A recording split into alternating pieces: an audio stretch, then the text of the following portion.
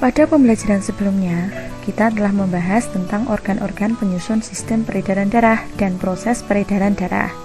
Organ-organ penyusun sistem peredaran darah diantaranya adalah darah, jantung, dan pembuluh darah. Masih ingat bagaimana cara kerja jantung?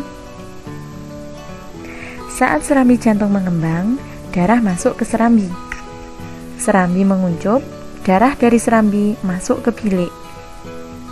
Bilik menguncup, darah keluar dari bilik.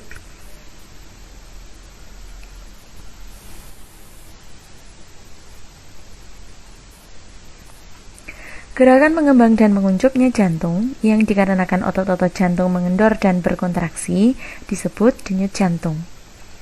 Frekuensi denyut jantung merupakan jumlah denyut jantung yang terjadi setiap menit. Frekuensi denyut jantung seseorang dapat berubah-ubah, ada kalanya denyut jantung lambat, sedang, bahkan sangat cepat.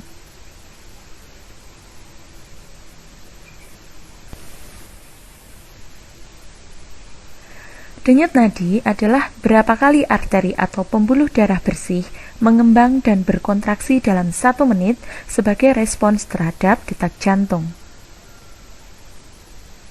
Jumlah denyut nadi sama dengan detak jantung. Ini karena kontraksi jantung menyebabkan peningkatan tekanan darah dan denyut nadi di arteri.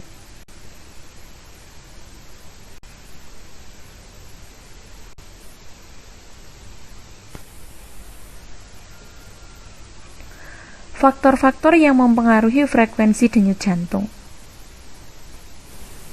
Yang pertama, kegiatan atau aktivitas tubuh. Orang yang melakukan aktivitas memerlukan lebih banyak sumber energi berupa glukosa dan oksigen dibandingkan dengan orang yang tidak melakukan aktivitas seperti duduk santai dan tiduran. Untuk kebutuhan sumber energi dan oksigen tersebut, jantung harus memompa darah lebih cepat.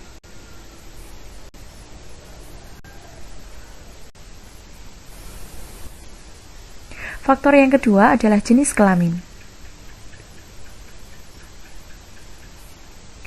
Pada umumnya, perempuan memiliki frekuensi denyut jantung yang lebih tinggi daripada laki-laki.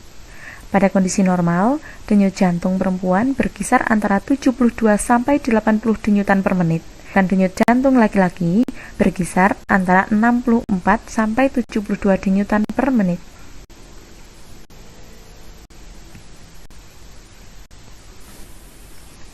Faktor yang ketiga adalah suhu tubuh. Semakin tinggi suhu tubuh, maka semakin cepat frekuensi denyut jantung. Hal ini terjadi karena adanya peningkatan proses metabolisme, sehingga diperlukan peningkatan pasokan oksigen dan pengeluaran karbon dioksida.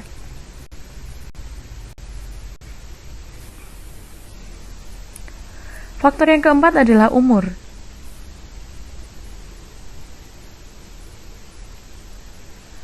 Pada janin, denyut jantung dapat mencapai 140 sampai 160 denyutan per menit. Semakin bertambah umur seseorang, semakin rendah frekuensi denyut jantungnya. Ini berhubungan erat dengan makin berkurangnya proporsi kebutuhan energinya.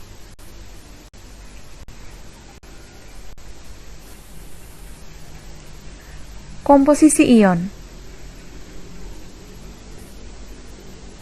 Berdenyutnya jantung secara normal tergantung pada keseimbangan komposisi ion di dalam darah.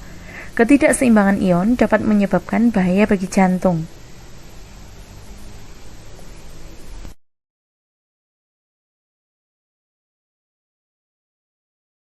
Saya akan membagikan informasi mengenai bagaimana cara mengukur laju denyut jantung dengan menghitung denyut nadi. Normal denyut adalah 60-100 kali per menit. Pada atlet, bisa saja denyutnya kurang dari 60 kali per menit dan itu pun masih termasuk normal asalkan tanpa keluhan.